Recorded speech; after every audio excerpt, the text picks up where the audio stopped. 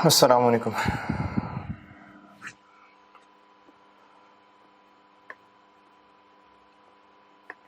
दुरूद शरीफ पढ़ लें।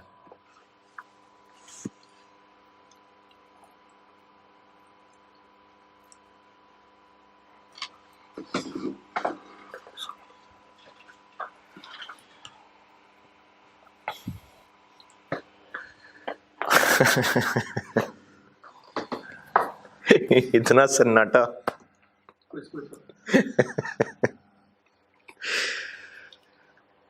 चले जी, कोशिश करते हैं खाली क्लास को पढ़ाने की, एक एनर्जी से भरपूर क्लास। अब लग रहा है सारे ही मर गए।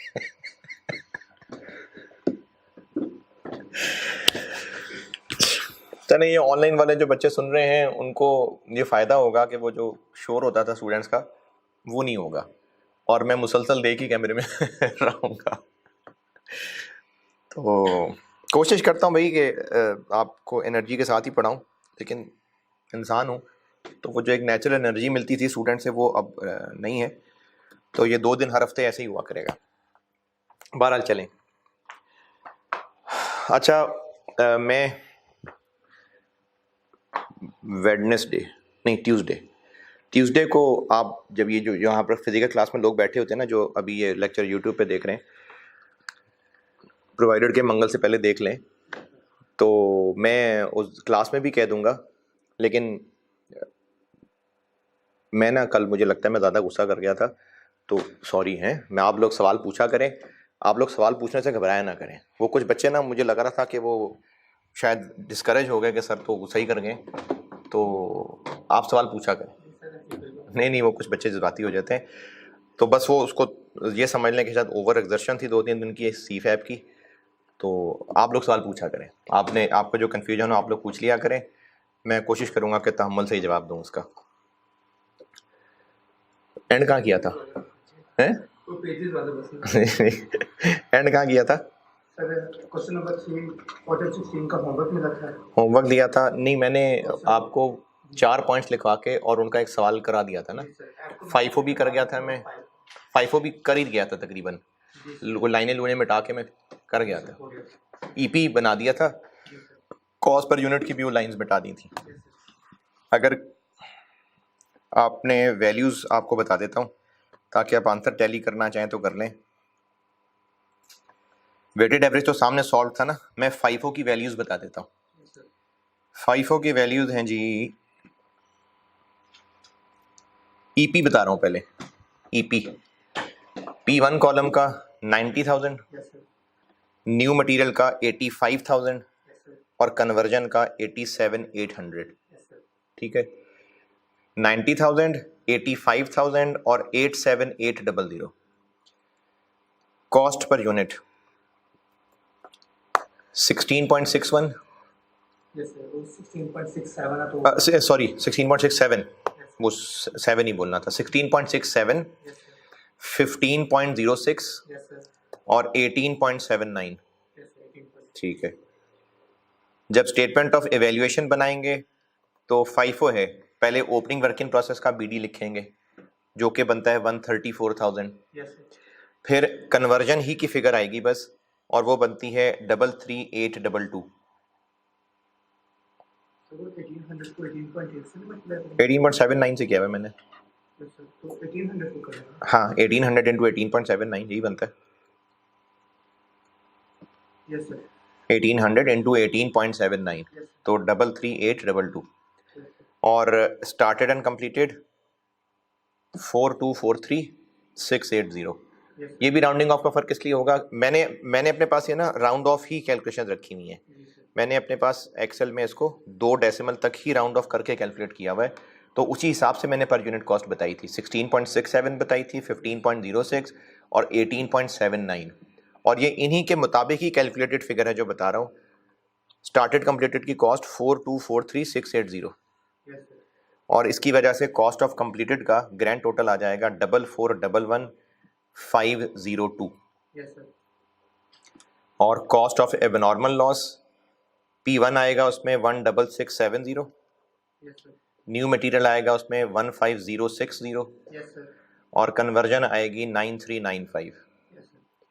और cost of closing work in process P1 आएगा 83350 Yes, sir. New material dash Yes, और कन्वर्जन 28185। yes, sir. ये 5 के आंसर है। Yes, sir. इसके अलावा मैंने आपको ऑटम 16 होमवर्क दिया था और उस ऑटम 16 में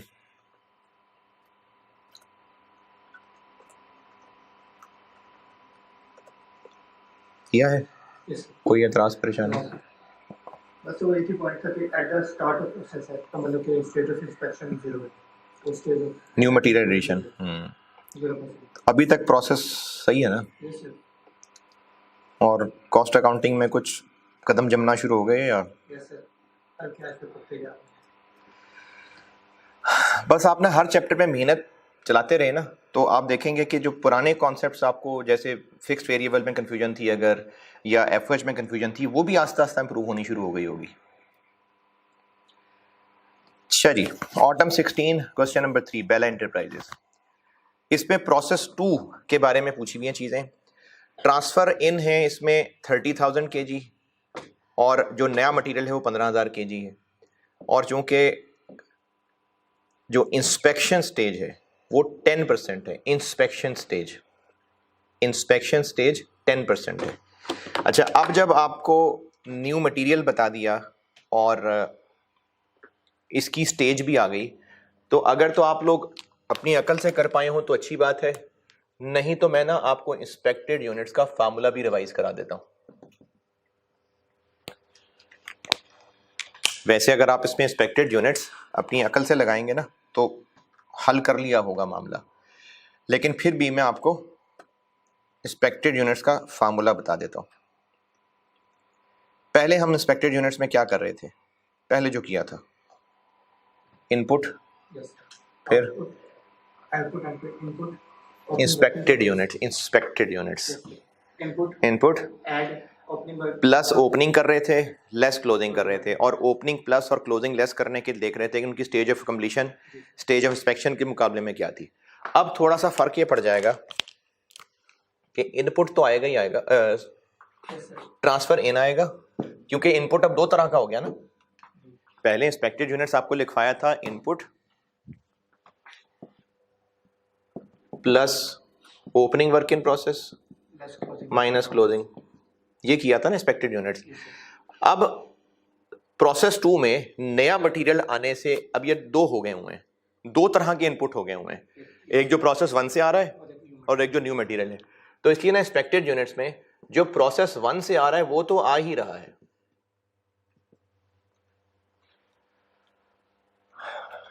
जो न्यू मटेरियल है वो भी इनपुट है और बाकी जो बातें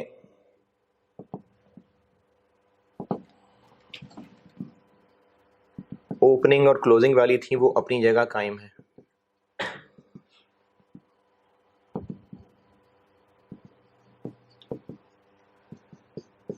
और इनके लिए क्या असूल बनाया था?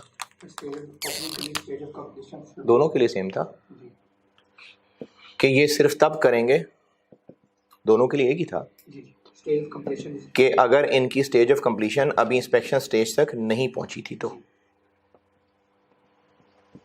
ये किया था, पहले ये किया था और इनपुट लिखा हुआ था। अब दो इनपुट हो गए, ट्रांसफर इन तो आएगा ही आएगा। न्यू मटेरियल की लाइन यहां उस सूरत में आएगी अगर ये इंस्पेक्शन से पहले ऐड हो रहे हैं तो। Yes sir. देखें कॉन्सेप्ट क्या है कि कितने यूनिट्स हैं जो टेस्ट के दरमियान मौजूद थे। जैसे मिसाल के तौर पे कुछ लोगों ने रिजल्ट के बाद क्लास में ज्वाइन किया होगा, शुरू से नहीं थे, तो जिन्होंने रिजल्ट के बाद ज्वाइन किया टेस्ट 1 टेस्ट 2 में वो थे नहीं थे ना, क्योंकि वो बाद ज्वाइन कर रहे हैं। तो जो नया मटेरियल है अगर वो इंस्पेक्शन स्टेज के बाद डलता है तो इंस्पेक्टेड यूनिट्स में वो आएगा नहीं। किस सूरत में लिखेंगे यहां? अगर इंस्पेक्शन स्टेज से पहले ऐड हो जाता है तो अगर नया मटेरियल इंस्पेक्शन स्टेज से पहले डल जाता है तो फिर यहां पर आएगा, और अगर इंस्पेक्शन के बाद डलता है तो फिर ये लाइन यहां नहीं आएगी। तो इस लाइन के लिए याद रख लेते हैं कि only if new material is added before inspection. अगर ये इंस्पेक्शन से पहले ऐड होता है तो फिर ये यूनिट्स टेस्ट के लिए हाजिर हुए। अगर ये होता ही इंस्पेक्शन के बाद है तो फिर ये इंस्पेक्शन के टाइम तो मौजूद ही नहीं था, तो फिर ये लाइन यहां नहीं आएगी।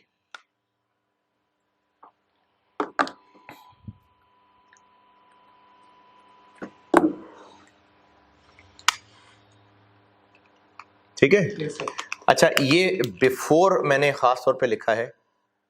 अगर ऐसा हो कि इंस्पेक्शन स्टेज 70% है, नया मटेरियल 50% पे ऐड होता है, इंस्पेक्शन स्टेज 70% है, नया मटेरियल 50 पे ऐड होता है, तो हाँ आएगा।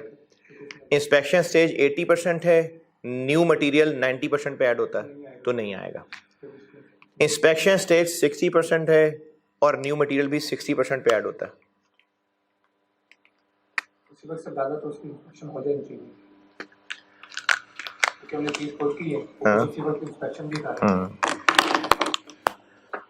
नहीं आएगा। अब इसमें जरा थोड़ी सी अकल लगाते हैं।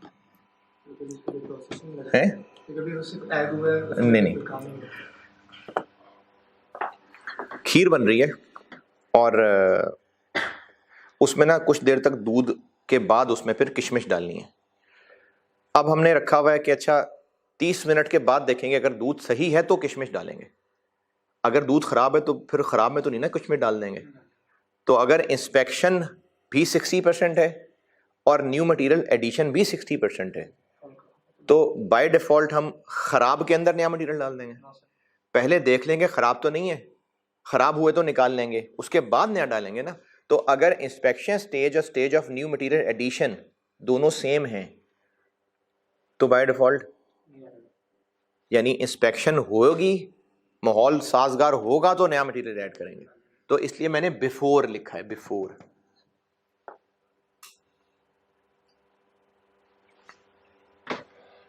अच्छा, अगर लिख दिया कि, क्योंकि ऐसा हो सकता है ना कि जैसे ही हम नया मटेरियल डालें, हो सकता है उसी के रिएक्शन में ही कोई खराब होता हो, तो होता हो, ये भी हो सकता है। यानी नया मटेरियल डलता हो और फिर ही कुछ खराब होना हो तो होना हो, ना उससे पहले होगा ना उसके बाद होगा। तो अगर ऐसा मामला हुआ, इतनी कहानी होती नहीं सवाल में वैसे, लेकिन अगर ऐसा मामला हुआ तो फिर कि नया मटेरियल डलना है तो ही पता चलना है कि लॉस हो रहा है कि नहीं हो रहा। यानी न्यू मटेरियल एडिशन भी 60% है, इंस्पेक्शन स्टेज भी 60% है, तो फिर आएगा, क्योंकि ये इतनी क्लियरली बता दिया कि ये नया मटेरियल ऐड होता है तो इंस्पेक्शन होती है, तो इसका मतलब इंस्पेक्शन से पहले आया ना, तो यहाँ ऐड होगा। और अगर अंग्रेजी में लिखा मिलता है कि new material is added after inspection, तो फिर यहाँ नहीं आएगा। या तो क्लियरली कह दिया बिफोर आफ्टर, तो फिर तो पता चल गया। लेकिन अगर परसेंटेज से पहचानना है तो कि stage of new material addition क्या है और स्टेज ऑफ इंस्पेक्शन क्या है, तो किस सूरत में इसको यहां लिखेंगे? अगर वो स्टेज ऑफ इंस्पेक्शन से पहले है, बराबर भी नहीं, पहले है, तो इसलिए बिफोर।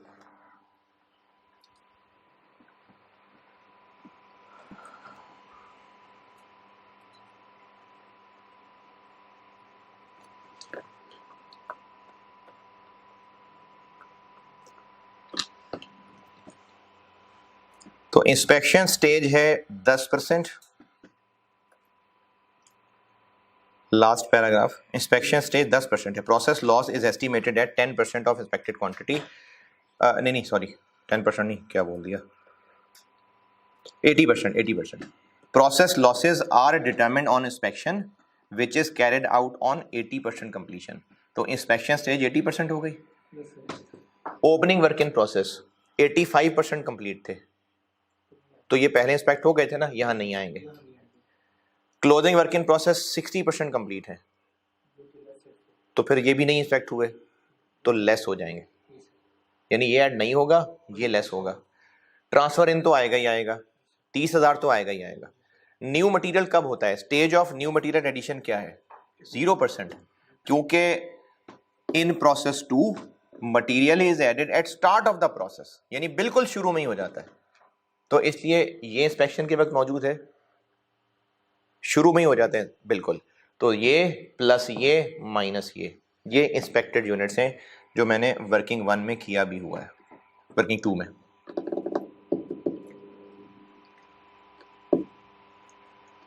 और इस पे 10% लगाएंगे, process loss is estimated at 10%, तो इससे नॉर्मल लॉस आ जाएगा। ये हो गई वर्किंग 2, और नॉर्मल लॉस आएगा तो ही हम क्वांटिटी स्केड्यूल बना सकेंगे। तो क्वांटिटी स्केड्यूल में बैलेंसिंग फिगर एबनॉर्मल लॉस निकल आया 1900।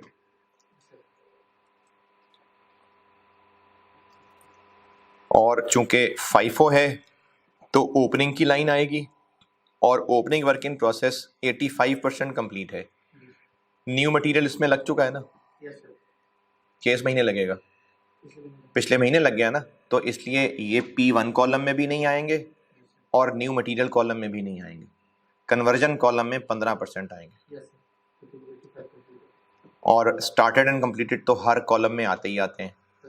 क्लोजिंग वर्क इन प्रोसेस में नया मटेरियल लग गया हुआ है, लग गया हुआ है क्लोजिंग में, शुरू में तो लग जाता है, तो इसलिए closing work in process P1 column में भी आ रहा है और न्यू मटेरियल कॉलम में भी आ रहा है।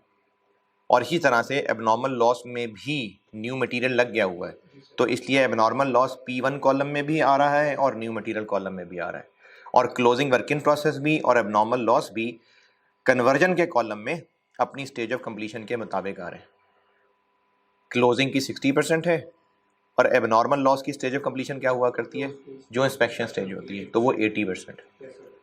ये हो गया ईपी। अब ईपी में मैंने आपको सारी ही लाइनें बता दी, नॉर्मल लॉस वगैरह, क्वांटिटी स्केड्यूल भी सारा कुछ एक्सप्लेन कर दिया। फिर भी जो यहाँ फिजिकल में मौजूद होते हैं, ठीक है, ट्यूसडे को मजीद पूछना हो तो पूछ लेना। कॉस्ट पर यूनिट के लिए चूंकि फाइफो है तो न्यूमरेटर में करंट पीरियड कॉस्ट आएंगी और नॉर्मल लॉस की रिकवरी वैल्यू माइनस हो जाएगी, तो उससे फिर पर यूनिट कॉस्ट निकल आई। और पूछा था आपसे पर यूनिट कॉस्ट निकालने के, पर यूनिट कॉस्ट तो नहीं कही थी, लेकिन कॉस्ट ऑफ फिनिश गुड्स यानी कॉस्ट ऑफ कंप्लीटेड यूनिट्स पूछी थी, cost of closing work in process पूछी थी, और कॉस्ट ऑफ नॉर्मल लॉस पूछी थी। मतलब स्टेटमेंट ऑफ इवैल्यूएशन, बस नाम नहीं लिया, पूछी स्टेटमेंट ऑफ इवैल्यूएशन थी। ये था जी ऑटम 16। चलें अब चलते हैं और आगे।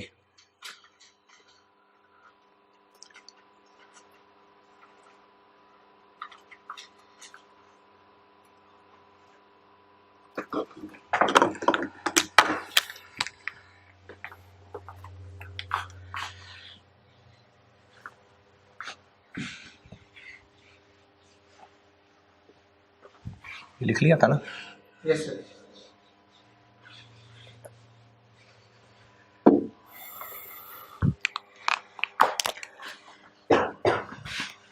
नंबर 5, 4 हो गए थे ना, अब नंबर 5।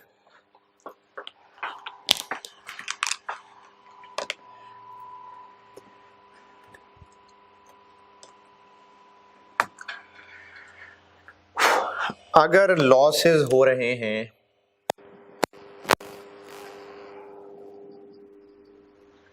पहले क्या लिखा था, इफ लॉसेस अगर आफ्टर, आफ्टर, अब मैं कह रहा हूं before.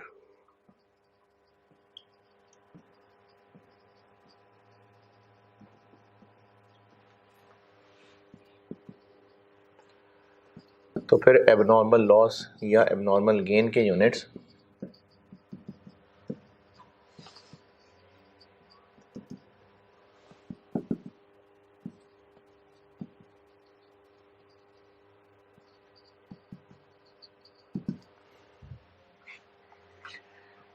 P1 column, new material column और कन्वर्जन कॉलम।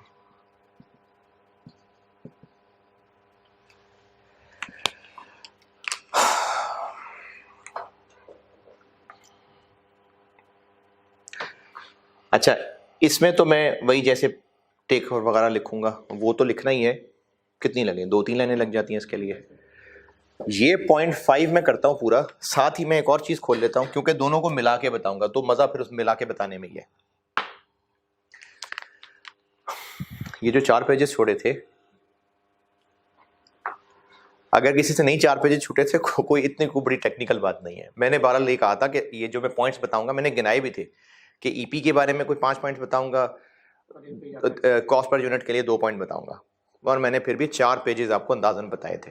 तो अब वो 5 पॉइंट्स पूरे कर रहा था, इसमें बस मैंने नीचे वो लिखना है टिक शिक, 100% के नहीं करना वो लिखना है, और ऑनली इफ वाली बात लिखनी है, या ना लिखूं ऑनली इफ वाली बात, नहीं बता दिया ऊपर।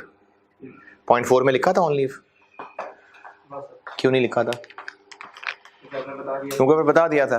तो बस सिर्फ वो टेक और 100% आना है बस। कितनी लाइनें लग जाएंगी? 2 लग जाएंगी। ये जो ईपी वाला काम चल रहा था ये पूरा हो गया। कितने पेजेस पे आया? सर मैं तो खुला करके लिखा था 1 2 3 4 पेज। अब ये चौथा है, ये तीसरा पेज एक रहता है ना। हाँ तो बस अब कॉस्ट पर यूनिट पे आ जाते हैं, अंदाजा पूरा हो गया ना है। तो वो जो पेजेस छोड़े हुए थे, एक मैंने हेडिंग, मैंने शुरू बात यहां से की थी कि मैं आपको केस 2 पढ़ा रहा हूं, और केस 2 में करना तो हमने यही है कि इक्विवेलेंट प्रोडक्शन बना करेगी, कॉस्ट पर यूनिट निकला करेगी, और स्टेटमेंट ऑफ वैल्यूएशन।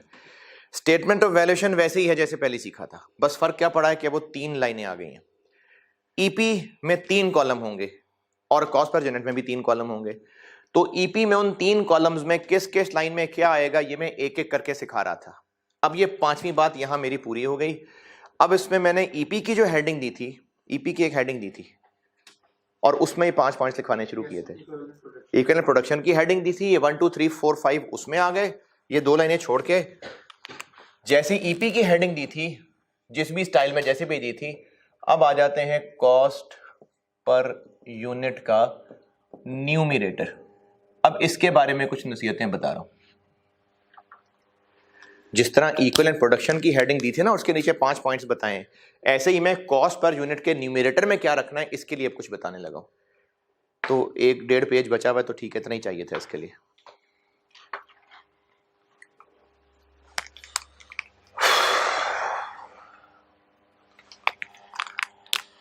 ये जिस भी तरह की हेडिंग दी थी, पता नहीं किस तरह की दी थी, ऐसे किया था शायद, जैसे भी किया था। जिस तरह इक्विवेलेंट प्रोडक्शन के बारे में 5 पॉइंट्स बताए थे, इसी तरह मैं इसके बारे में भी 2-3 पॉइंट्स बताने लगा हूं, कुछ फार्मूले बना के देने लगा हूं। एक तो ये लिख रहा हूं जो कल ज़बानी बता चुका और ऑटम 16 में आप कर भी चुके, बस वैसे ही पूरा करने के लिए मैं उसको लिख रहा हूं। अब लॉसेस अकर, अच्छा न्यूमरेटर में, कॉस्ट पर यूनिट के न्यूमरेटर के अंदर लॉसेस हो तो क्या क्या इंपैक्ट आता है अब तक जो सीखा है?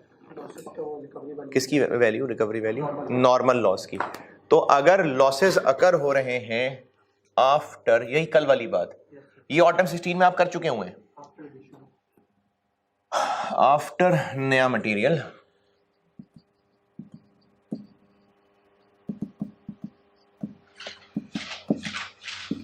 then recovery value of normal loss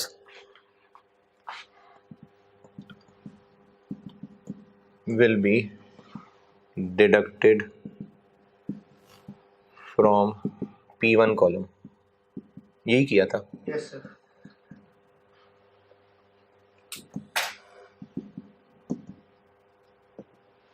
है ना, यही काम किया था। तो मैंने सिर्फ जो कल कर दिया था नोट्स पूरे करने के लिए उसको लिख दिया। अब इसमें जो मैं दूसरा पॉइंट लिखने लगा हूं, ये दोनों मिला के समझाने लगा। कोशिश करूंगा समझाने की, लेकिन करना ऐसे ही है। और आपको मैंने उस दिन कल पिछली क्लास में एक बात समझाने की कोशिश की थी कि कॉन्सेप्ट बिल्कुल समझें और उसको दोहराया भी करें, लेकिन कॉन्सेप्ट साथ चलाने के लिए ना, जैसे बल्कि बड़ी अच्छी मिसाल आ गई यार ध्यान में, हमारा जो दीन हमसे रिक्वायर करता है ईमान, कुरान पाक को गौर भी करना चाहिए कि नहीं करना चाहिए? करना चाहिए। जो शरीयत के अहकाम हैं कि ये काम ऐसे करना है, ये ऐसे करना है, ये ऐसे करना है, ये है, ये रूल्स हैं, तो उन रूल्स को अगर पहले परखेंगे कि सही है कि नहीं सही है, या समझ की वजह समझ आ रही है कि नहीं आ रही, फिर मानेंगे, तो खराबी हो जाएगी ना, खराबी हो जाएगी ना। तो पहला काम क्या करना है? मानना है। हाँ, बस आंखें दिमाग कान सब बंद करके मानते जाना है। अगर ऐद नहीं, एक है कि ये सोच के मानना कि हाँ मुझे ठीक लग रहा है तो चलो इसलिए मैं मान रहा हूं, या हर हुक्म पे सोचना कि इसकी क्या रीजन है, इसकी क्या रीजन है, रुक के ये सोचना कि इसकी क्या रीजन है, रीजन घुसेगी दिमाग में तो आगे बढ़ना है, ये खराबी हो जाएगी।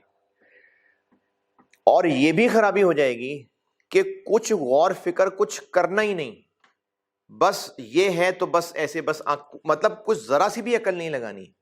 अगर ऐसे करना शुरू हो गए तो इसमें भी रिस्क है कि गुमराह होने का चांस हो जाएगा, कोई कहीं भी लगाएगा लग पड़ेंगे। तो अल्लाह ये चाहते हैं कि अकल भी लगाओ, लेकिन बड़ी नाजुक लाइन क्या है कि मैं पहले शरीयत को अकल पे परखूंगा, ठीक लगेगी तो फॉलो करूंगा, नहीं, फॉलो करूंगा क्योंकि ये सही है, लेकिन साथ साथ अपनी तसल्ली के लिए, तसल्ली भी किस बात की कि मेरा कॉन्सेप्ट और क्लियर होता जाए, कॉन्सेप्ट और क्लियर होता जाएगा तो अल्लाह पे यकीन और पक्का होना शुरू हो जाएगा। हजरत इब्राहिम अलैहिस्सलाम ने अल्लाह ताला से अर्ज की कि तू कैसे जिंदा करेगा, तो अल्लाह ने कहा कि वो परिंदे ले लो, और उनको कुरान पाक में ना वाकया है, नहीं मट्टी के परिंदे नहीं, परिंदा, बाकायदा परिंदे, उनको अपने साथ मानूस करो, फिर उनको ज़िबा करो, फिर उनके टुकड़े काट के उधर फेंक दो, उधर फेंक दो, फिर उधर फेंक दो, फिर उनको बुलाओ। तो फिर हज़रत इब्राहिम अलैहिस्सलाम ने किया। अच्छा, हज़रत इब्राहिम अलैहिस्सलाम ने अल्लाह ताला से ये जो पूछा था ना कि तू कैसे जिंदा करेगा, इस सवाल में शक नहीं था, जरा कॉन्सेप्ट क्लैरिटी थी कि कैसे होगा। तो ये जो आपको यहाँ पर ये प्लस माइनस बता रहा होता ना, उसमें आपसे मैं ये एक्सपेक्ट कर रहा हूं कि फॉर क्लैरिटी कि ये कैसे हो रहा होगा, ये जरूर सोचें, ये जरूर पूछें। लेकिन अगर आप सवाल करते हुए इसको फॉलो करने की बजाय आप ये समझेंगे कि हर सवाल आप अकल से ही सॉल्व करें क्योंकि आपको कॉन्सेप्ट क्लियर हो गया है, वहां पर बहकने के चांसेस हो जाएंगे। तो इसलिए करें रूल्स फॉलो। लेकिन हजरत इब्राहिम अलैहिस्सलाम ने भी सिर्फ रूल फॉलो करने की बजाय ये हमें मैसेज दिया ना कि गौर फिक्र करनी है। देखें, जब तक मैंने आपको रूल बता दिया, आपने बस मान लिया, अब जब मैं उस रूल को समझाऊंगा तो और आपको समझ भी आ जाएगा, तो अब आपका लिए मेरी बात मानना निस्बतन आसान तो होगा, लेकिन आपका मेरे साथ एक ताल्लुक और स्ट्रांग होने लग जाएगा कि यार बड़ी जबरदस्त लॉजिक बताइए, स्ट्रांग होना लग जाएगा ना ताल्लुक। रूल मानना है, लेकिन जब वजह समझ के मानेंगे तो और स्ट्रांग ताल्लुक हो जाएगा। लेकिन अगर मानना नहीं है, सिर्फ मुझे समझ आइए मैं खुद कर सकता हूं, इसमें बहकने के चांसेस हो जाएंगे।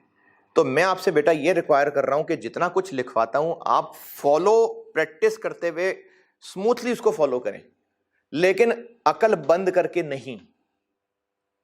फॉलो स्टेप्स को करें, लेकिन अपने आप को बार बार बताएं कि ये क्यों हो रहा है। मैं पता नहीं अपनी बात समझा पा रहा हूं कि नहीं समझा पा रहा है? नहीं, मैं अपना पॉइंट समझा पा रहा हूं कि आप बिल्कुल ये स्टेप्स फॉलो करें, लेकिन अकल बंद करके ना करें। आपको पता हो कि क्या कर रहे हैं और अपने आप को बार बार दोहराएं कि ऐसा क्यों हो रहा है। जितनी मैंने लॉजिक्स बताई समझाई, उनको रोज अपने आप को दोहराया करें। कुछ ना कुछ ऐसे कीवर्ड्स लिख लिया करें कि आप उस पर क्लिक करें, मतलब रजिस्टर पे क्या क्लिक करना है, लेकिन वहां से उनको कीवर्ड्स कहते ही इसलिए हैं कि क्लिक हो जाता है। तो आप प्रैक्टिस करें सवाल करते हुए, तरीकों को फॉलो करते हुए, लेकिन साथ साथ ये सोचें कि ऐसा क्यों हो रहा है। और ये मैं आपसे नहीं चाह रहा कि आप सिर्फ लॉजिक कॉन्सेप्ट्स पे चलें सिर्फ, और घर में प्रैक्टिस करते हुए सिर्फ कॉन्सेप्ट लॉजिक लगाने की कोशिश करें। उससे नुकसान ये होगा कि चूंकि घर जाने तक काफी सारी बातें भूल गए होंगे, तो आप उस सवाल को पूरा नहीं कर पाएंगे, तो आप अपने लिए एक सवाल, अपने लिए फुल स्टॉप लगा देंगे कि ये मुझसे नहीं हुआ। तो मैं आपसे रिक्वायर कर रहा हूं कि आप जितनी चीजें बेटा मैं लिखवाता हूं उनको फॉलो करें, साथ साथ उनके कॉन्सेप्ट क्लियर करने की कोशिश करें, लेकिन प्रैक्टिस आप इनको फॉलो करने की करें। और अकल जरूरी इसलिए है क्योंकि जितना कुछ मैं आपको सिखाता हूं, क्या 100% बिल्कुल ऐसे ही पेपर में होगा, ये गारंटी नहीं है। कुछ डिफरेंस हो सकता है। जैसे मिसाल के तौर पे अभी अभी मैंने इंस्पेक्टेड यूनिट्स का एक फार्मूला बताया आपको,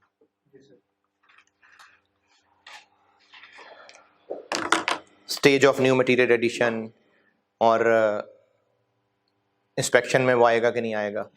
अब आपको ना कॉन्सेप्ट ये बताया कि ट्रांसफर इन हो रहा है और प्रोसेस 2 शुरू हो गया। अब इसमें नया मटेरियल डलना है, ठीक है। तो अब हो क्या रहा है कि ट्रांसफर इन से काम शुरू होना है और कोई मौका मुनासिब देख के नया मटेरियल डलना है। मैं सारा कुछ इसी पैटर्न पे बता रहा हूं, ठीक है। हो सकता है सवाल में कुछ ऐसा हो जाए कि प्रोसेस 2 न्यू मटेरियल से शुरू होता हो और कुछ देर बाद प्रोसेस 1 वाला यहां डालते हो। हाँ, मैंने प्रोसेस 1 से जो चीज पक के प्रोसेस 2 में आ रही है, हो सकता है सवाल में ऐसा टेस्ट हो जाए, हो सकता है। मैं मिसाल के तौर पे बता रहा हूं, अगर आप कहें कि सर ये वाला वैरायटी भी करा दें, तो देखें इस तरह से तो वैरायटियां बहुत फैलती जाएंगी और बहुत खिचड़ी मकती जाएगी। तो इसलिए कॉन्सेप्ट भी बताने इसलिए जरूरी है कि फर्ज कर लें ऐसा हो गया, फर्ज करते हैं कि प्रोसेस 1 का जो ट्रांसफर आउट है वो ट्रांसफर इन होगा तो प्रोसेस 2 शुरू होगा, नहीं, प्रोसेस 2 भी साथ शुरू हो चुका, जिसमें पहले ही प्रोसेस 1 से जो आना था मेहमान, उसके लिए ग्राउंड बनना शुरू हो गया। जैसे प्रोसेस 2 से उबला हुआ दूध आना था, तो हो सकता है कि प्रोसेस 2 के अंदर फ्लेवर्स पहले ही डाल के हल्की आंच पे उनको पकाना शुरू कर दिया होता, को 25-30 मिनट गुजरने के बाद वो उबला हुआ दूध एंटर होता। तो ऐसा हो सकता था ना। अब इसमें सारे रूल्स कैसे बदल जाएंगे? जो जो चीजें मैंने आपको न्यू मटेरियल के बारे में बताई हुई थी, वो बातें अब ट्रांसफर इनके लिए लगनी शुरू हो जाएंगी। Stage of new material addition की जगह स्टेज ऑफ ट्रांसफर इन आना शुरू हो जाएगा। जैसे हर लाइन आइटम में ट्रांसफर इन पक्का पक्का आ रहा होता था, अब हर लाइन आइटम में न्यू मटेरियल पक्का पक्का आना शुरू हो जाएगा। ट्रांसफर इन के लिए देखना पड़ेगा कि स्टेज ऑफ ट्रांसफर इन की एडिशन क्या थी, तो थोड़ा सा जगह बदल जाएगी चीज की। तो ये आप तभी कर पाएंगे जब आपने इन चीजों के कॉन्सेप्ट लॉजिक भी अपने आप को बार बार दोहराए होंगे। मैं आपको मायूस नहीं कर रहा कि सर इस तरह तुम जिंदगी में कभी कुछ नहीं कर पाएंगे, नहीं, मैंने मैक्सिमम जितना सिखाना है वो सिखाना है, तैयारी करानी है। लेकिन अगर सवाल में कुछ इस तरह से डिफरेंट हुआ जो पहले नहीं किया हुआ, तो होगा तो वो प्रोसेस कॉस्टिंग में से ही ना, कोई माशरती इल्म का सवाल तो नहीं डाल देंगे साथ। तो वो जो कॉन्सेप्ट्स ओवरऑल बने होंगे इस चैप्टर के, आप उन्हीं को ही अप्लाई करके जरा सी डिफरेंट सिचुएशन को हैंडल करेंगे। तो ये तभी कर सकेंगे कि अगर आपके फॉर्मेट्स फॉलो करते करते ग्रिप बन गई होगी और साथ साथ कॉन्सेप्ट भी पक्के होते गए होंगे। तो कॉन्सेप्ट और स्टेप्स दोनों बेटा जरूरी हैं। कॉन्सेप्ट्स के बगैर सिर्फ स्टेप्स होंगे, उसमें भी गुमराही के चांस हैं, और स्टेप्स फॉलो किए बगैर सिर्फ कॉन्सेप्ट को फॉलो करना, इसमें भी आप कंफ्यूज हो जाएंगे। तो स्टेप्स फॉलो करें, साथ कॉन्सेप्ट भी पक्के रखें। मुझे लग रहा है कि मैंने मजीद कंफ्यूज नहीं किया, बात बताई है, पक्की बात है ना। तो जो मैं यहां लिखूंगा और जो यहां लिखूंगा उसका कॉन्सेप्ट भी बताने लगा हूं, उस कॉन्सेप्ट से डिराइव करके यहां और यहां लिखूंगा। प्रैक्टिस में आपने ऐसे रखना है, लेकिन बार बार दोहराते रहना है वो जो कॉन्सेप्ट सिखाया। और वो बच्चे जो कॉन्सेप्ट को नहीं ग्रिप कर पा रहे होते, तो वो घबराए नहीं, वो क्या करें, वो स्टेप्स को फॉलो करें, करना तो ऐसे ही। तो यहां पर आते हैं, पहले इसका कॉन्सेप्ट बताता हूं।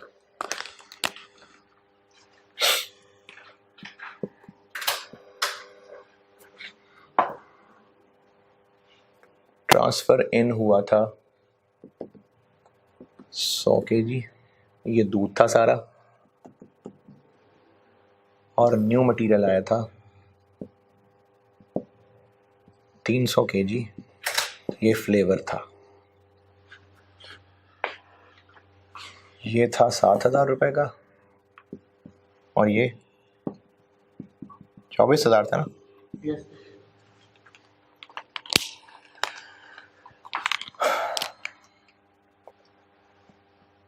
कोई क्लोजिंग नहीं, कोई नॉर्मल नहीं, जो भी हुआ वो एबनॉर्मल हुआ।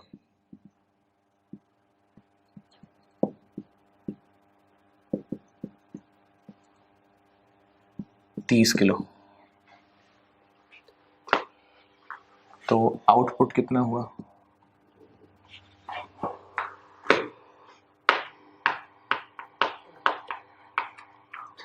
370।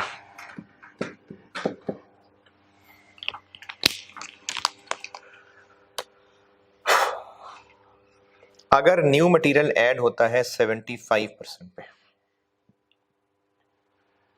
और इस बात का क्या मतलब हुआ कि ये इस 75 से, यानी इंस्पेक्शन स्टेज 75% से कम है, चलें 60%।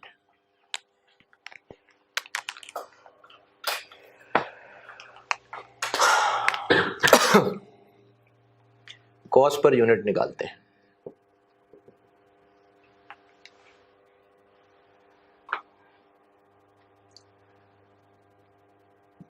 P1 कॉस्ट यानी मिल्क की कॉस्ट, और न्यू मटेरियल और कन्वर्जन। इस पे न्यू मटेरियल लगा है कि नहीं लगा? तो न्यू मटेरियल के डिनोमिनेटर में ये आएगा, यानी सिर्फ आउटपुट आएगा ना।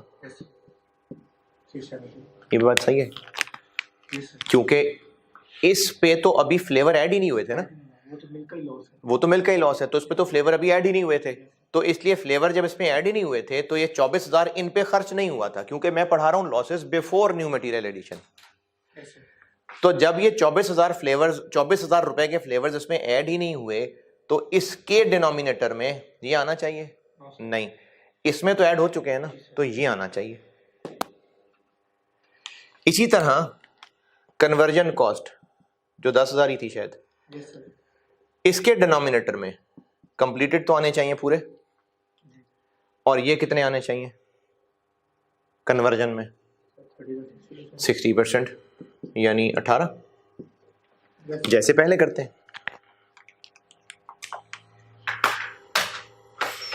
यहां तक भी बात ठीक है? yes,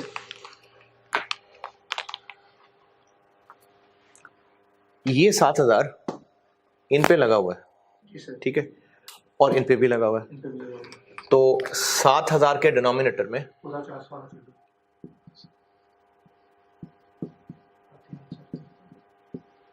ये ऐसे होना चाहिए। अब इस सब के बातों पे गौर करें और ये बताएं कि ये सही है या इसमें कुछ गलत किया मैंने।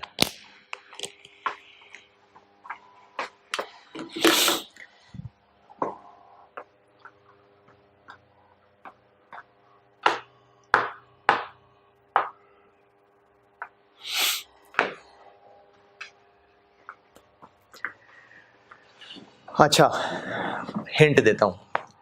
जब मैंने प्रोसेस 2 का केस 2 शुरू किया था तो इस मिसाल से शुरू किया था, फिर मैंने इसमें एक बात ये की थी कि ये 70 रुपए किलो है और ये 80 रुपए किलो था।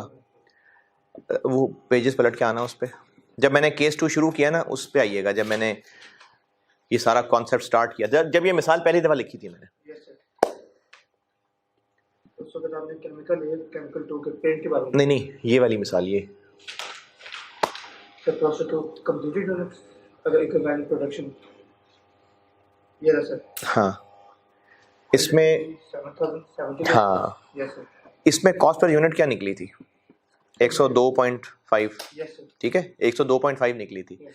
फिर मैंने उस पर एक बात ये समझाई थी जो मैं उस दिन भी कह रहा था कि ये पॉइंट कम से कम सब बच्चे समझने की कोशिश करें। इसमें मिल्क के सामने कितना लिखा आ रहा था? 17.5, और मैं ये बात कर रहा था कि दूध तो 70 रुपए किलो था, तो फिर अब कॉस्ट पर यूनिट निकालते हुए दूध के सामने 17.5 क्यों लिखा आ गया? तो सर वो पूरा 400 में इक्वली डिस्ट्रीब्यूट हो गया ना, मतलब कि वो खाली 100 वो था और 300 वो फ्लेवर था। और जवाब और सर मतलब मेन पॉइंट तो यही है, क्योंकि वो अब मिल्क 1 किलो जो हमारा फ्लेवर प्रोडक्ट निकला है उसके अंदर सिर्फ मिल्क नहीं है, उसके अंदर वो फ्लेवर। हाँ, इसकी रीजन ये बताई थी कि 70 रुपए क्या है, मिल्क के 1 किलो का रेट था, और 17.5 क्या था?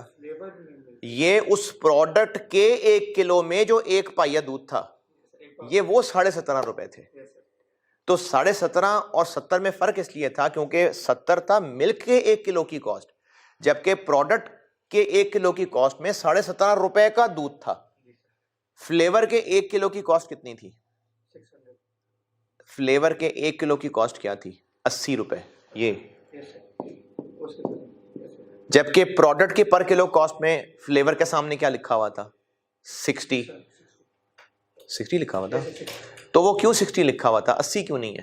तो उसमें भी वो 100 मिल्क का भी, क्योंकि 80 1 किलो फ्लेवर का रेट था, जबकि 60 क्या था? 1 किलो प्रोडक्ट में 3 पाव फ्लेवर से, वो 60 रुपए के आ रहे थे। इस बात पे गौर करो और इसको बताओगे। ये रिवाइज हो गई बात जो भी की है?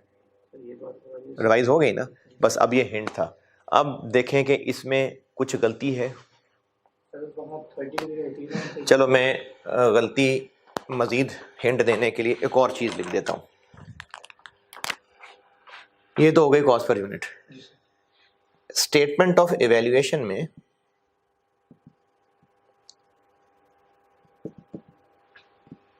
इसका आंसर बताएं। इसका चलो 17.5, इसका 64.86, इसका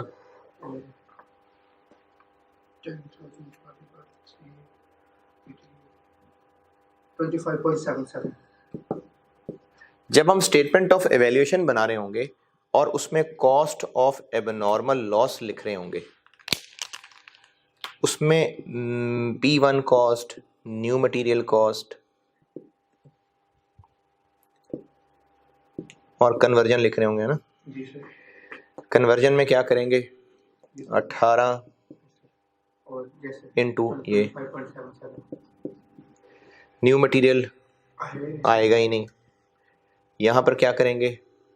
30 इंटू, ठीक है, ऐसे ही करेंगे ना? चलो अब मजीद हिंट दे दिया आपको।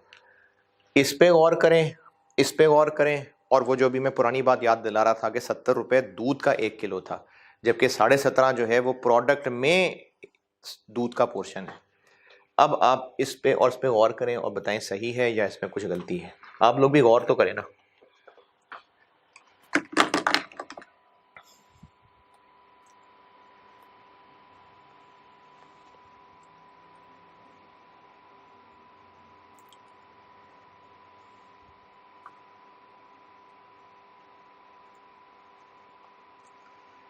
सर जब नॉर्मल लॉस का 30 kg का लॉस आया तो फिर जब मिल्क सिर्फ 70 kg रह गई, तो फिर खाली 70 नहीं आना चाहिए P1 की कॉस्ट में? दोबारा अब नॉर्मल लॉस हमारा 30 kg का निकल आया जी। पीछे अब 300 kg का फ्लेवर है और 70 kg का मिल्क है। 370 किलो का मिल्क शेक है। जी सर। P1 की कॉस्ट में फिर सर 30 kg नहीं आना चाहिए। 30 केजी नहीं आना चाहिए, क्यों? सर वो तो हमारा नॉर्मल लॉस निकल गया वहाँ से। नहीं, लेकिन क्या उसमें दूध का खर्चा नहीं लगा हुआ? क्या इस 30 किलो पे दूध का खर्चा नहीं लगा हुआ? लगा हुआ है। तो फिर इसके डिनोमिनेटर में ये नहीं आना चाहिए।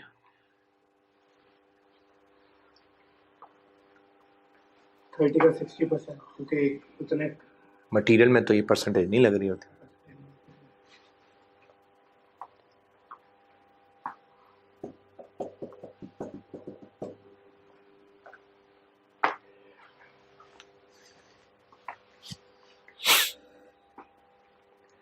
अच्छा चलें और हिंट। ये 30 किलो दूध है या 30 किलो मिल्क शेक है? दूध है। क्यों? डाले। हाँ, अब जब ये 30 किलो सिर्फ दूध ही है तो इसको मल्टीप्लाई 17.5 से होना चाहिए कि 70 से होना चाहिए? 70 से होना चाहिए। Yes sir. क्योंकि ये तो मिल्क शेक के 1 किलो में 1 पाव दूध है, ये उसकी कॉस्ट है। यानी ये जो कॉस्ट यहां पर लिखी हुई है ना, ये मिल्क शेक के 1 किलो का तोड़ लिखा हुआ है। ये मिल्क शेक तो बना ही नहीं था बेचारा, ये तो जिंदगी से फीका चला गया। ये 30 किलो जो जाया हुए इसमें रंग ऐड हो गए थे, तो ये तो बेरंगा ही चला गया, दुनिया रंगीनियां तो देखी नहीं इसने जिंदगी में। तो इस 30 किलो को हम ये नहीं कह सकते कि मिल्क शेक का 30 किलो है, उसमें तो कलर्स ऐड ही नहीं हुए थे, फ्लेवर्स तो ऐड ही नहीं हुए थे। तो जब ये है ही सिर्फ दूध, तो इसमें यहां पर 30 इंटू क्या होना चाहिए था, 70। ये बात समझ आई? ये मिल्क शेक नहीं है ना, ये किसकी कॉस्ट लिखी हुई है, ये मिल्क शेक की कॉस्ट है। जब ये 30 किलो में कलर्स ऐड हुए ही नहीं थे, तो ये तो है कि कलर्स ऐड होने के बाद जो मिल्क शेक बनता उसमें दूध इतने रुपए का पोर्शन होता, तो इसमें तो भी कलर्स ऐड ही नहीं, ये तो मिल्क शेक है ही नहीं, ये तो दूध है। तो इसको मल्टीप्लाई 70 से होना चाहिए ना, बिल्कुल ठीक है, इसको 70 से मल्टीप्लाई होना चाहिए।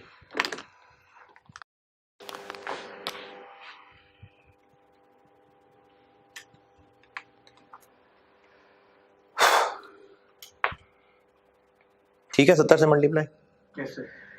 जब हमने इन तीनों में से, अच्छा फिर ये भी गलत है या ये ठीक है, कन्वर्जन लेवल तो ठीक, ये ठीक है क्योंकि कन्वर्जन तो लगी है इस पे। कन्वर्जन तो लगी है। जब हमने इस स्टेटमेंट ऑफ इवैल्यूएशन में कॉस्ट ऑफ एब्नॉर्मल लॉस पे ये जो कंपोनेंट्स ले रहे हैं हम, इनमें ये वाली परसेंटेज, ये वाली पर यूनिट इस्तेमाल ही नहीं करनी, क्योंकि हम तो 70 ले रहे हैं ना। जी सर। तो हम जब इस पे ये वाली पर यूनिट लगाने ही नहीं लगे, तो इसका मतलब इनके लिए ये पर यूनिट है ही नहीं, ये वाली पर यूनिट इस पे नहीं होने लगी ना इस्तेमाल, है ना। जब ये पर यूनिट उस पे इस्तेमाल ही नहीं होने लगी, तो इस पर यूनिट को कैलकुलेट करते हुए फिर उसके यूनिट्स भी इस्तेमाल नहीं होने चाहिए। इंसाफ की बात है ना। इसका जो आंसर निकलना है, देखें इसका जो आंसर निकला उसमें 30 है, तो फिर हमने 30 पे को लगाया भी नहीं। इसका जो आंसर निकला उसको निकालने में 18 इस्तेमाल हुआ है ना, तो हमने इसलिए 18 पे लगाया है। इसकी कैलकुलेशन में जब ये 30 पे लगना ही नहीं है, तो इधर डिनोमिनेटर में फिर 30 नहीं आना चाहिए।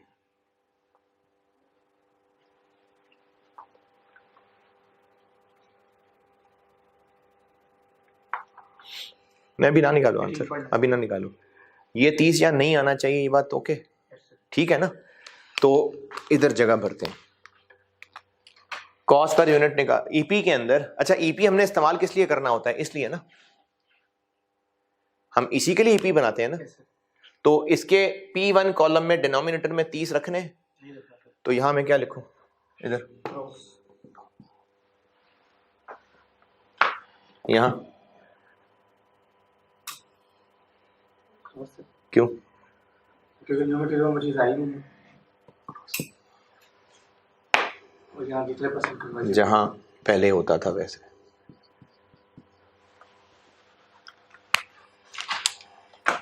अगर वो बात समझ आ गई तो बहुत अच्छी बात है, लेकिन याद नहीं तो याद तो ये रखना है। वैसे समझ आई कि नहीं? yes, तो यहां पर हम 70 यूज करेंगे, 70.5 यूज नहीं करेंगे। अभी भी इसमें कोई गलती है या अब ठीक है? ये तो ठीक है, इधर बताएं गलती है या ठीक है।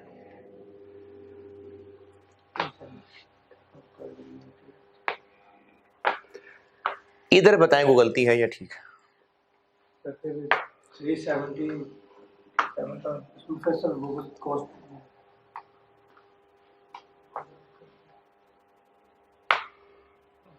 नहीं कोई गलती नहीं है, फिर सोचो।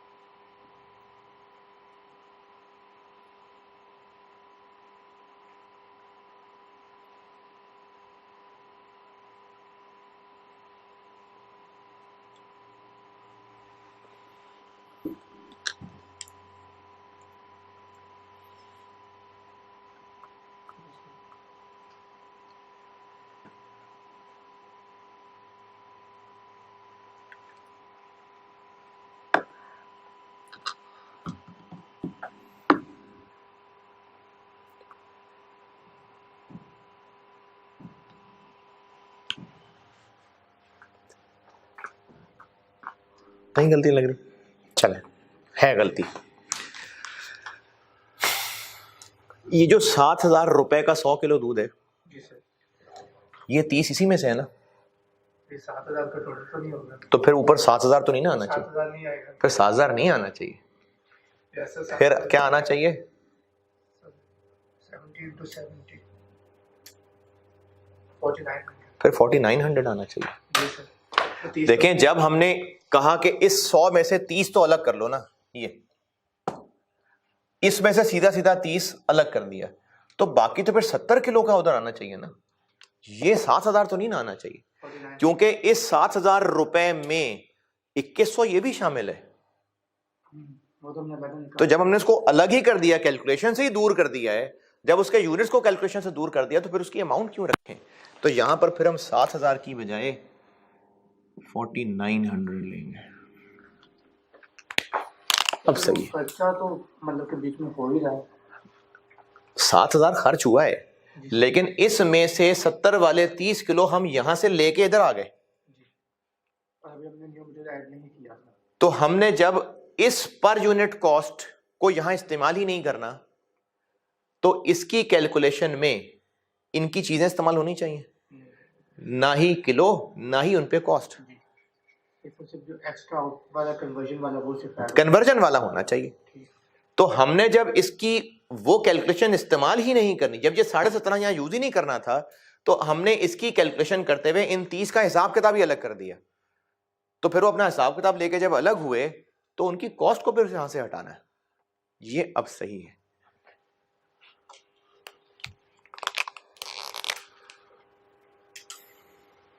$13.24 13.24 ये होगा अब जो कॉस्ट ऑफ कंप्लीटेड यूनिट्स में ये तीनों इस्तेमाल होंगे। क्यों? क्योंकि ये प्रोडक्ट की कॉस्ट है।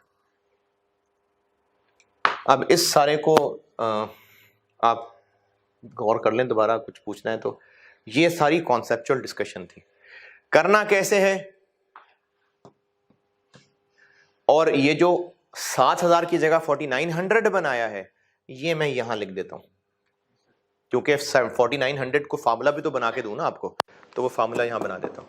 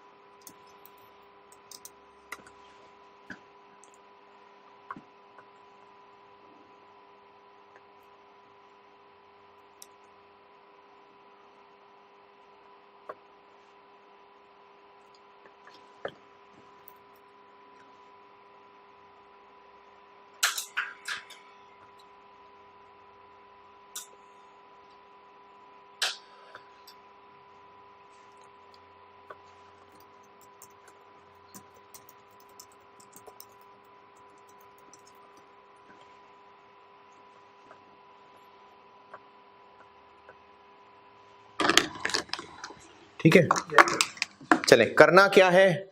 ईपी में इन दोनों कॉलम्स के एबनॉर्मल लॉस के सामने यूनिट्स नहीं आने, वजह वो है बस नहीं आने। सवाल करते हुए याद रख लें इस बात को, नहीं आने। हाँ, अपने आप को बार बार दोहराते रहेंगे क्यों नहीं आने, लेकिन नहीं आने। ईपी वाली जितनी चीजें थी वो खत्म हो गई।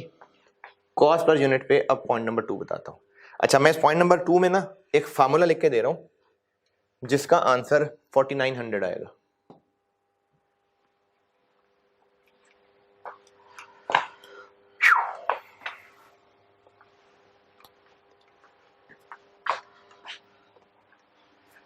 ये मिटा दूं सारा। और कर लीजिए।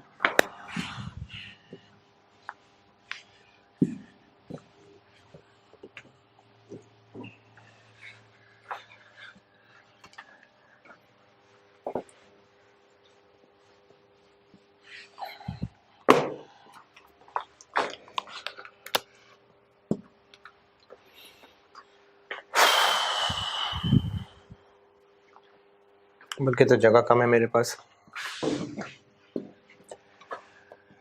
If losses occur before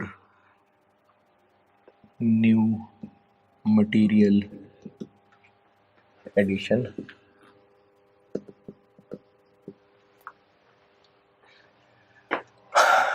then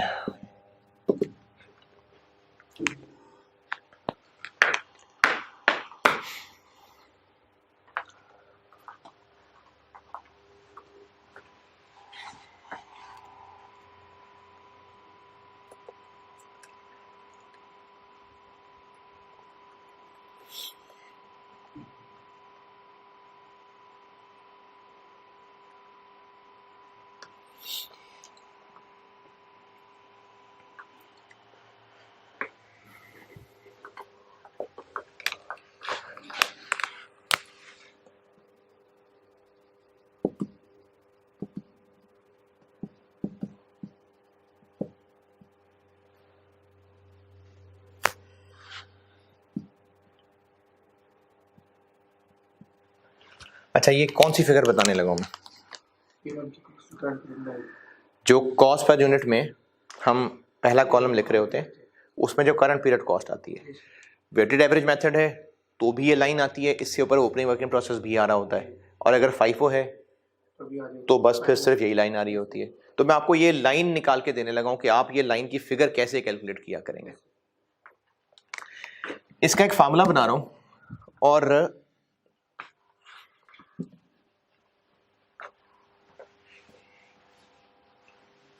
ये मैं ना वो जो 4900 निकाला था ना, तो उसके लिए एक आपको फार्मूला बना के दे रहा हूं। ये मैंने खुद ही क्रिएट किया हुआ है। ये फार्मूला बना के दे रहा हूं 4900 के लिए।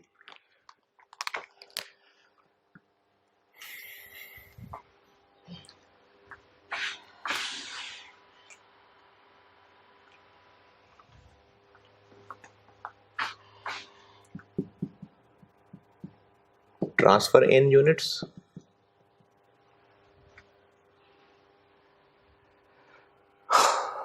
यानी 100 किलो दूध माइनस एक्चुअल लॉस।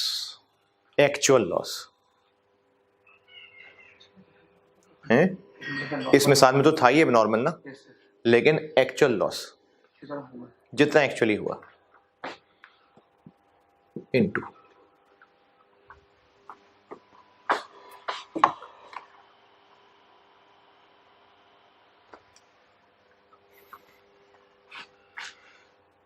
रिवाइज्ड। अच्छा, रिवाइज्ड का वर्ड क्यों लिख रहा हूं ये भी आपको साइंस बताऊंगा, वरना मैं रिवाइज का वर्ड ना भी लिखता, लेकिन एक वजह से रिवाइज लिख रहा हूं। Per unit cost of transfer इन।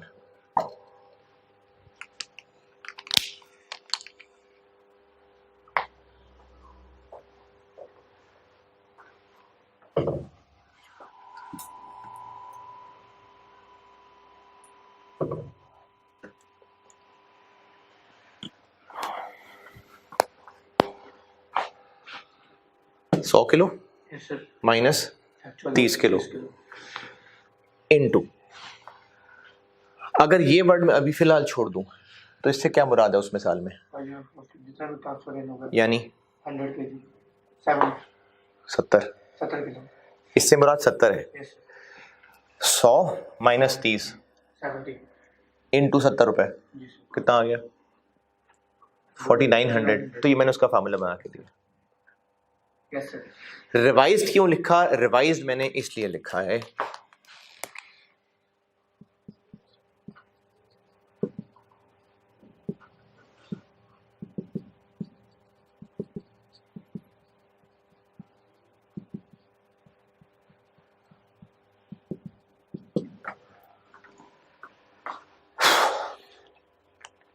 एक दफ़ा ना मैंने एक बड़ी गहरी बात की थी और कहा था कि कुछ जिसको समझ आ जाए ठीक है, नहीं तो बाकी परेशान ना होना।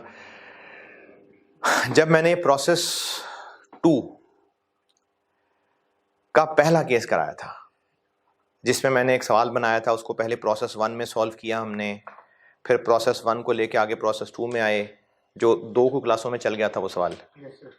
प्रोसेस 2 में जब मैं आया था, उसमें जो मैंने केस 1 कराया था, फिर उसका एक सवाल खुद से बना के लिखवाया था। उसको पहले वो जिसमें वो 18800 और 18100 और 16600 इस तरह की चीज़ें आनी थी। एक में मैंने एबनॉर्मल गेन डाला था प्रोसेस 1 में, यस सर। और एक में प्रोसेस 2 में एबनॉर्मल लॉस डाला हुआ था। ये था सवाल केस 1 जब स्टार्ट किया है ना, प्रोसेस 2 का केस 1, तो उसके लिए मैंने खुद बना के सवाल लिखवाया था।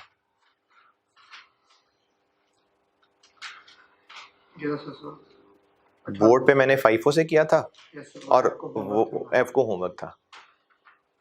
मिल गया? Yes sir. इस किस लेक्चर में था?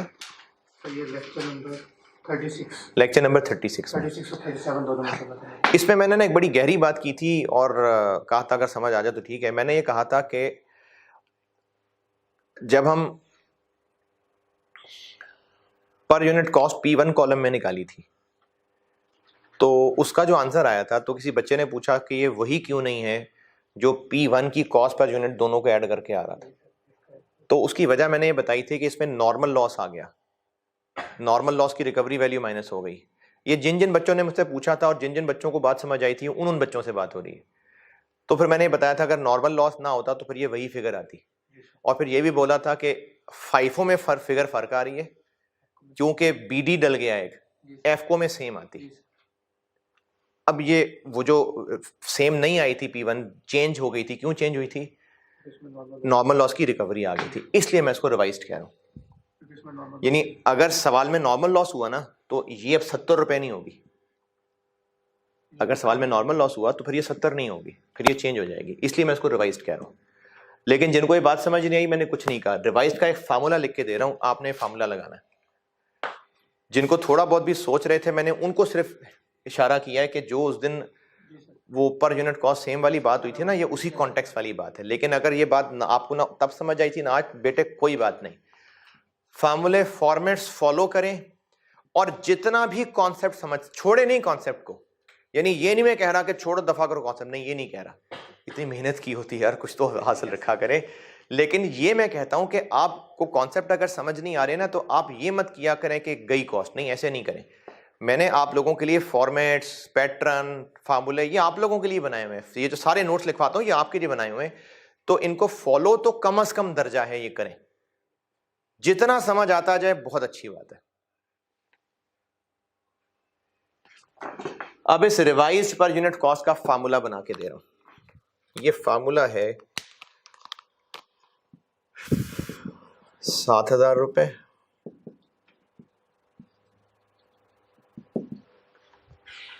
रुपए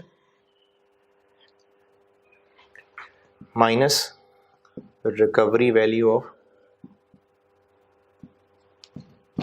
नॉर्मल लॉस। इस सवाल में था नहीं, अगर होता तो। अच्छा, चूंकि मैं यहाँ पर यूनिट कह चुका था ना, तो इससे धोखा ना कहीं कोई खा जाए, तो मैं 7,000 की बात करूं, 70 रुपए की बात नहीं कर रहा। ये मैंने 7,000 की बात की, ठीक है। माइनस अगर कोई नॉर्मल लॉस होता तो डिवाइडेड बाय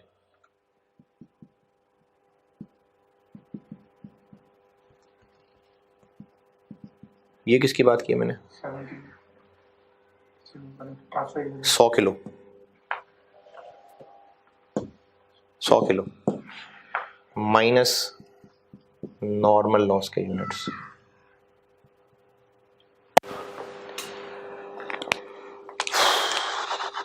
अगर नॉर्मल लॉस की रिकवरी वैल्यू 0 होती तो फिर ऊपर ये ना आता, नीचे ही आता। और अगर नॉर्मल लॉस ही ना होता तो अब देखें, ये क्या है 7,000 रुपये, ये क्या होता 100 किलो। आंसर 70 रुपये पर किलो, ये वो है 70 रुपये पर किलो। 100 किलो माइनस 30 किलो तो 4900। ऐसे बनेगा पर यूनिट कॉस्ट का करंट पीरियड वाली line. More over in statement of evaluation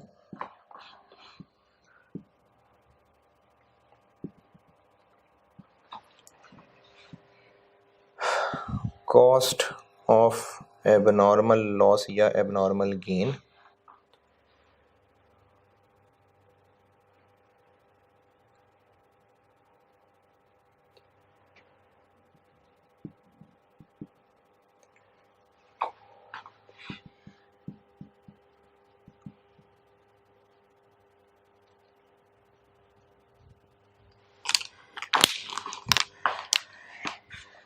इस लाइन का मतलब समझ आया मैं क्या कहना चाह रहा हूँ। More over in statement of valuation जब हम cost of abnormal loss abnormal gain निकाल रहे होंगे तो उसमें P1 का भी एक कंपोनेंट आ रहा होता है ना, वो कैसे निकल रहा होगा? एबनॉर्मल लॉस या गेन के यूनिट्स, इनको किससे मल्टीप्लाई कर रहा हूँ? 17.5 से कि 70 से? 70 से ना। अब वो ये 70 कौन सा है? ये वाला है।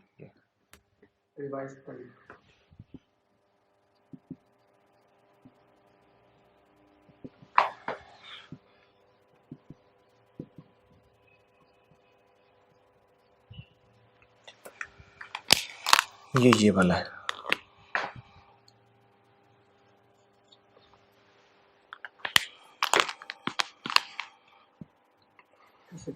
ठीक है, बाकी अब सवाल कराता हूँ सामने तो फिर ये इस्तेमाल आ जाएगा आपको। ये हो गए पूरे पेजेस 4 या जगह है ना? बस ये आपका नेट प्रॉफिट है।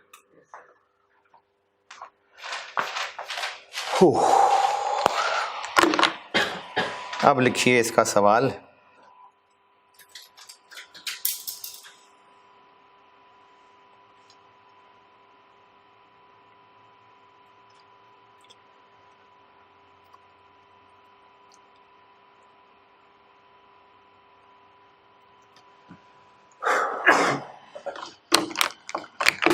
नोटेड।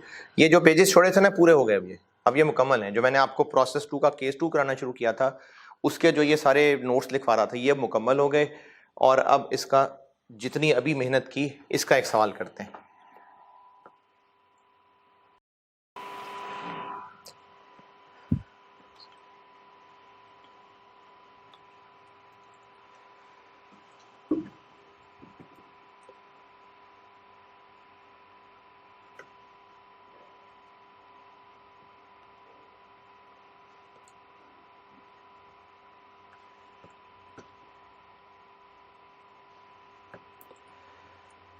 चलें जी। Following data relates to process 2 for the month of May।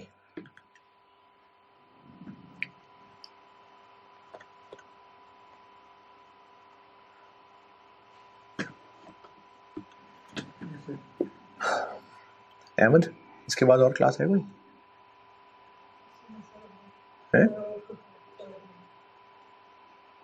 10 minute ऊपर लगा लो। ये सवाल पूरा मैं चाहूंगा हो जाए। तेज तेज लिख ले यार, जल्दी लिख। Opening work in process. Opening work in process.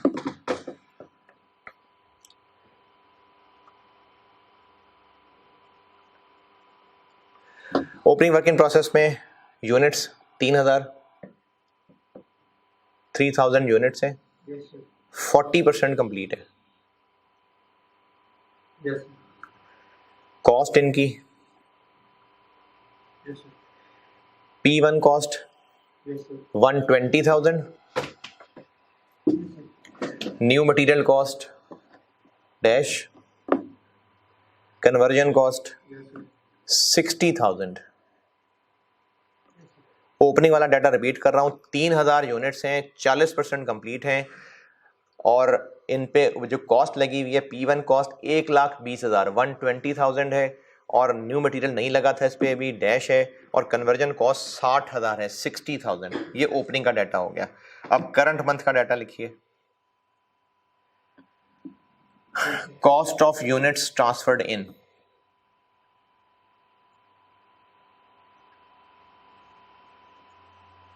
Yes, sir. 21 lakh रुपए 2.1 मिलियन Yes, sir. और ब्रैकेट में इसके यूनिट्स लिखें 70,000 70,000।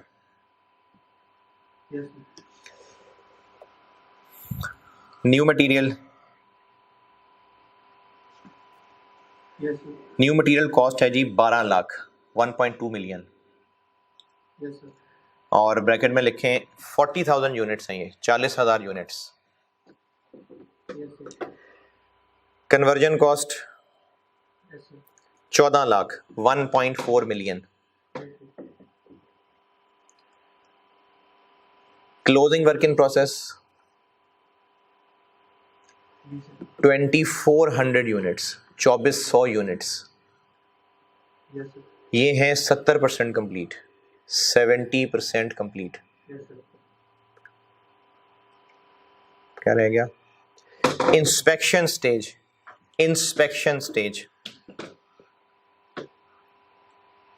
50% 50%।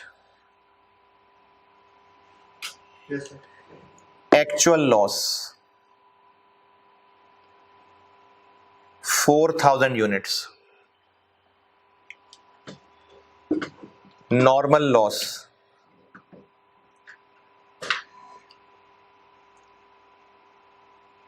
5% 5%। Recovery value of defective units recovery value of defective units Yes, sir.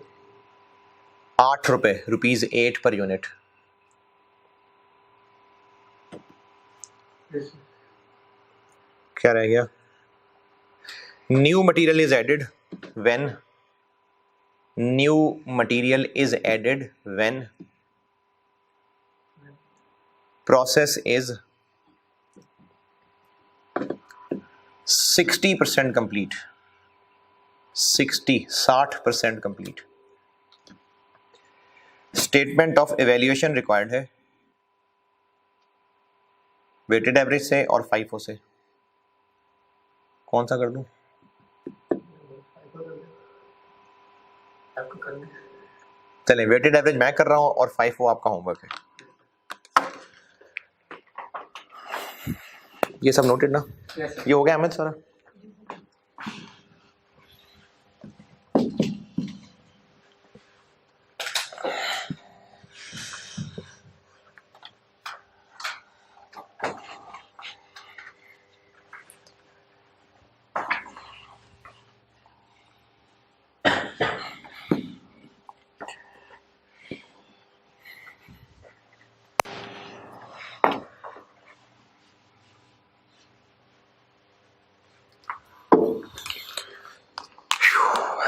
Weighted average कर रहा हूं। क्वांटिटी स्केड्यूल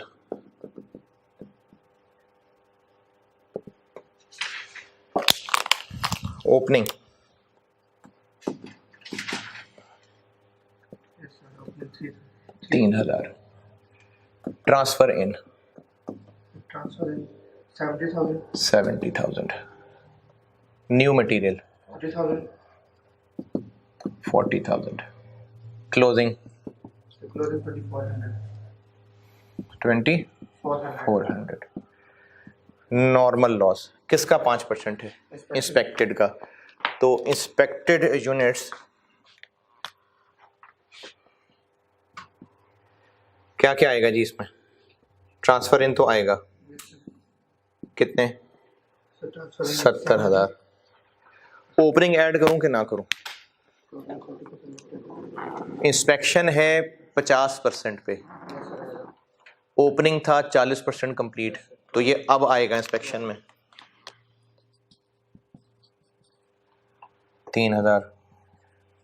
क्लोजिंग लेस करूं कि ना करूं? यस सर, क्लोजिंग कितने परसेंट है? 70%।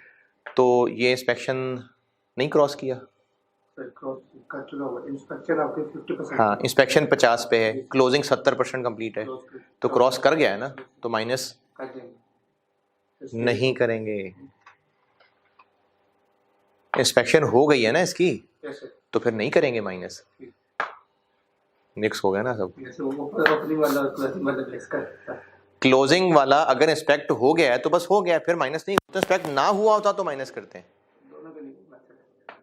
अच्छा, न्यू मटेरियल ऐड करूं कि ना करूं? सर न्यू मटेरियल हमारा ये लॉस से पहले आया है कि बाद में? सर लॉस हमारा लॉस हमारा हो रहा है 50%, 50 पे, 50% पे। नया मटेरियल कब आ रहा है? 60 पे, तो ये तो लॉस के बाद आ रहा है, तो ये इंस्पेक्शन में है नहीं है। 73,000, 5%।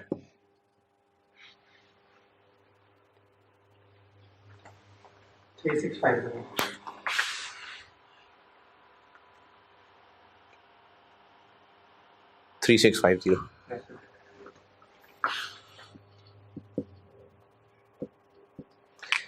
3650। अच्छा, आउटपुट तो नहीं बताया मैंने, तो फिर एबनॉर्मल लॉस कैसे निकालें?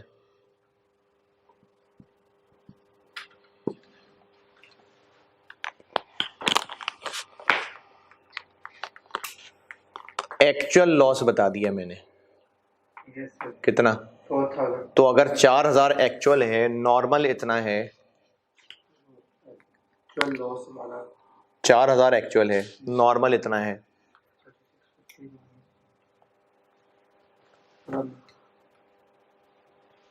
तो बाकी 350 फिर एब नॉर्मल है, यस सर। तभी तो लॉस 4000 पूरा होगा। Yes sir. मैंने एक्चुअल लॉस बता दिया ना आपको, तो इतना नॉर्मल है तो फिर बाकी एब नॉर्मल है। आउटपुट फिर ऐसे निकलेगा।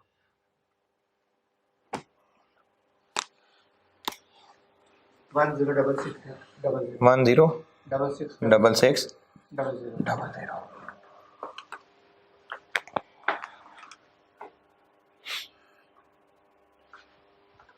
Yes sir.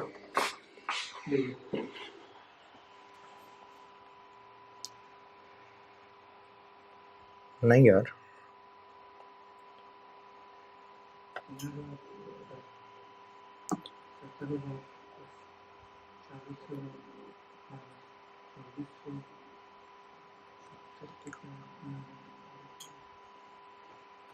अच्छा ठीक, ठीक है ये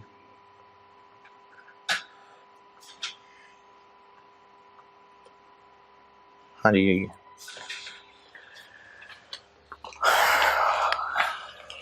इक्विवेलेंट प्रोडक्शन,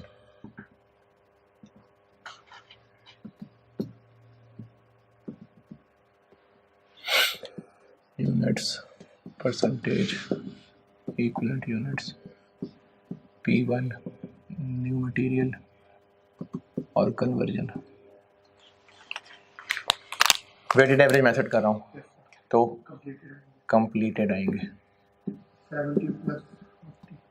106,600। Yes sir. 70 + 40 कहाँ से आ गया? 100%। 106,600, 106,600, 106,600। और इसके बाद closing work in process 2400। 2400। Material के एतबार, सॉरी P1 के एतबार से ये होते ही होते हैं। Yes sir. New material in पे लग चुका कि नहीं लगा? न्यू मटेरियल डलता है 60% पे, क्लोजिंग 70 तक पहुंच चुका, तो न्यू मटेरियल इसमें आ चुका।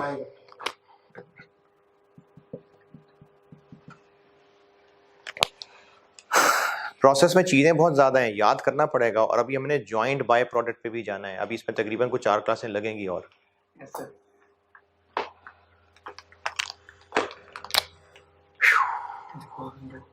प्रोसेस में कितनी क्लासें हो गई वैसे अंदाज़ा?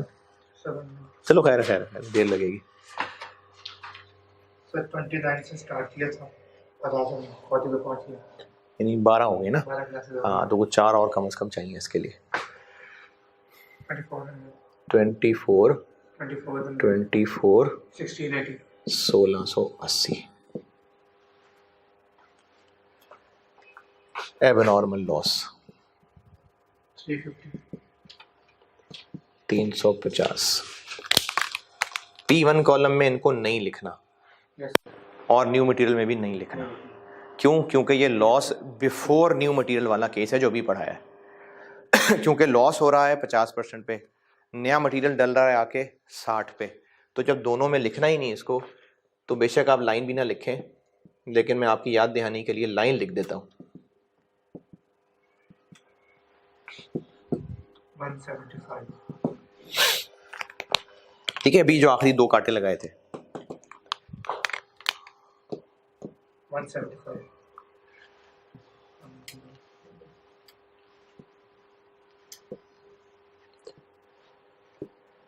109,000 और अगले का भी वही है 109,000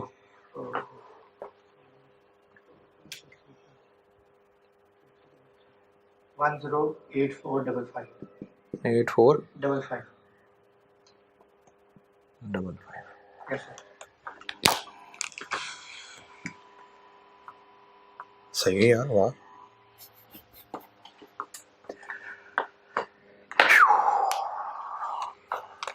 कॉस्ट पर यूनिट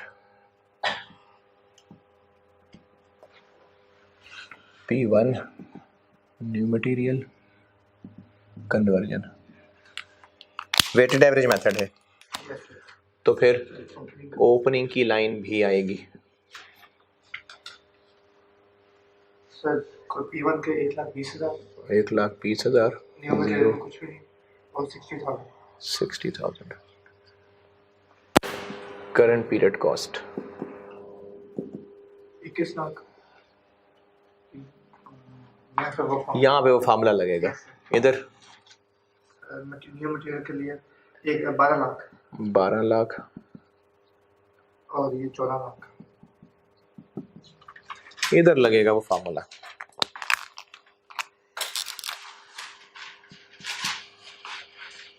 नहीं जी, लगाते हैं फार्मूला, बताएं।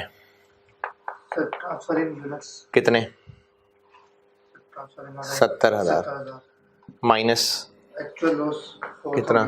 4,000 into revised per unit cost. चलो अब निकालते हैं रिवाइज पर यूनिट। हाँ जी, टोटल कॉस्ट आ गई इसकी 21 lakh 21 lakh minus recovery value minus normal loss की रिकवरी। नॉर्मल लॉस कितना है?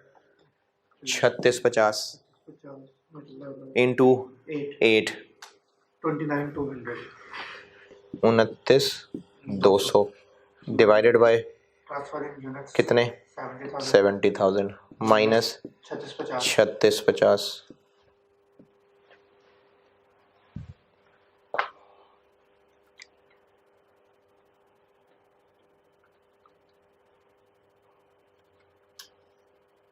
31.21 31.21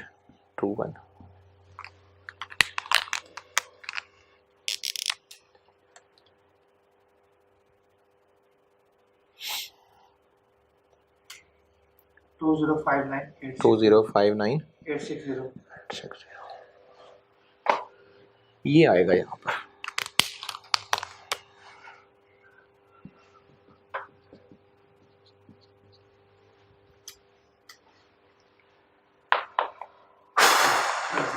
अच्छा, अब इसमें से मैं नॉर्मल लॉस की रिकवरी माइनस करूं? Yes sir. नहीं, वो कर ली ना, मतलब दोबारा वो मैंने 0.1 में लिख के दी थी, 0.2 में तो नहीं कहा था ऐसा। अब यहाँ से दोबारा नहीं करनी, ये कर तो लिए। मैंने आपको अभी कॉस्ट पर यूनिट का न्यूमरेटर में 2 पॉइंट लिख के दिया ना, तो वो पहला पॉइंट था कि लॉस आफ्टर न्यू मटेरियल, उसमें यहाँ से लेस किया था जो ऑटम 16 में भी था। ये लॉस बिफोर न्यू मटेरियल वाला सवाल है, इसमें यहाँ कर दी लेस, वहां दोबारा नहीं कर देनी। 2179,860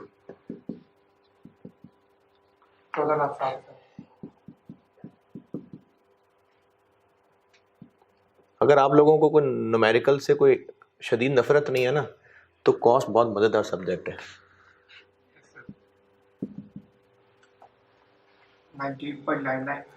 19.99 अच्छा 20 यूनिट्स 109,000 109,000 108,455 और कॉस्ट पर यूनिट पहले की 20 वो 19.99 आगे भी चल रहा है ना, तो वो 20 बनता है।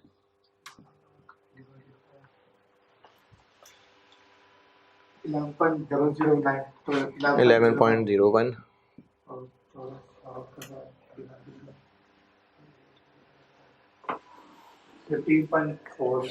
13.46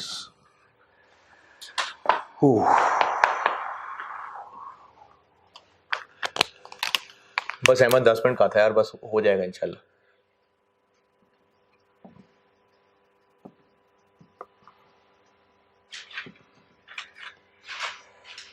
कॉस्ट ऑफ कंप्लीट, आपका होमवर्क ये है कि पहले आप ये दोबारा करेंगे, फिर 5 हो।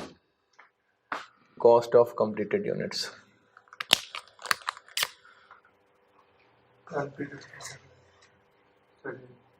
कंप्लीटेड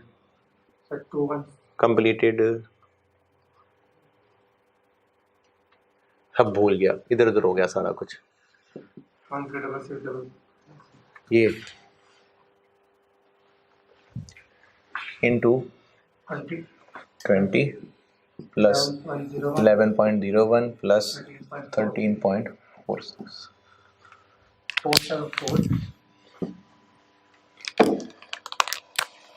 474 0502 4740502 बिल्कुल सही है। Cost of closing work in process क्या क्या है इसमें? सारा कुछ ही है, सारा कुछ ही है। 2400 इंटू 20 न्यू मटेरियल 2400 इंटू 11.01 और कन्वर्जन 1680 इंटू 13.46। ओए इकट्ठा बता दें यार।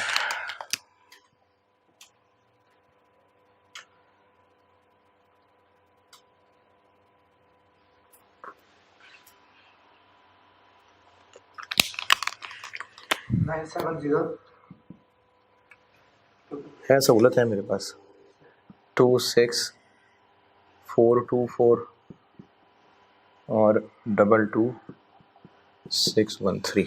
हाँ जी क्या 97037 कॉस्ट ऑफ एबनॉर्मल लॉस। इसमें क्या लिखूं? हाँ हाँ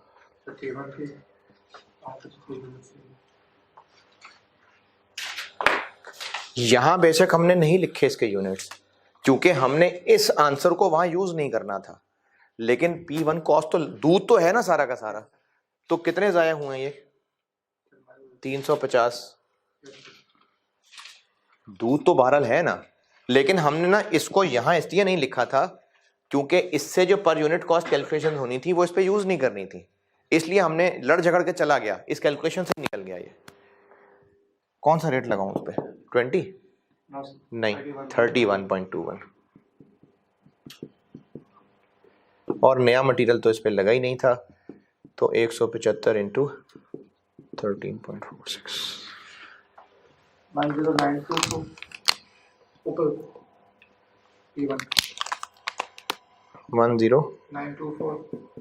ले भाई हमारे 10 मिनट लगे हैं पूरे। हाँ जी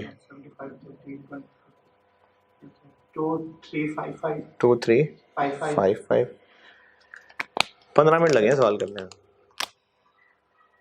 13279 27 देखें, सिर्फ 15 मिनट का सवाल।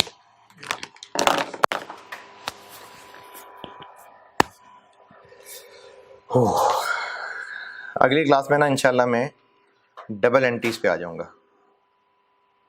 इसका एक केस 3 कराऊंगा और देखूंगा अगर उसका सवाल का मूड हुआ तो सवाल करा दूंगा, नहीं तो वो बगैर सवाल के भी चलेगा। चलो करा दूंगा सवाल, लेकिन होमवर्क ही दूंगा वो, और फिर इंशाल्लाह मैं डबल एंट्रीज पे आ जाऊंगा। 1 2 3 4 कोई क्लासें लगेंगी, इस पे 5 भी हो सकती हैं। ठीक है जी, अल्लाह हाफ़िज़।